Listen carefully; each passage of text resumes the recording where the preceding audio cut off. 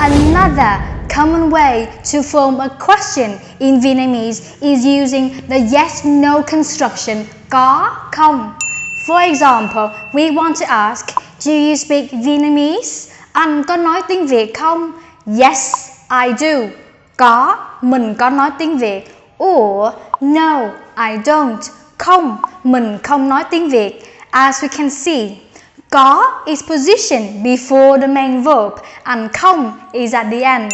To answer this yes-no question, we say yes, có, then rephrase the main clause. Or no, không, again rephrase the main clause but adding the negative particle không before the main verb. Now let's discuss some questions in which là is the main verb. You see, when là is the main verb in a yes-no question, we still use the same formula as above.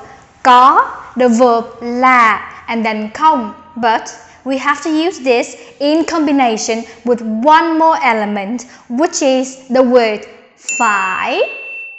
For example, we want to ask, are you a nurse? Chị có phải là một y tá không? Yes, I am. Phải, mình là một y tá. Or, no, I'm not. Không, mình không phải là một y tá. You see, when là is the main verb of a question, the answer is slightly different. We say yes, phải instead of có like before, then rephrase the main clause. Or no, không, again we have to use không phải before the verb là.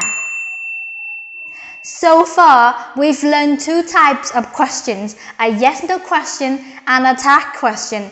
Now, the next thing that will benefit us is knowing how to form a simple sentence, either an affirmative one or a negative one, which is shown over here.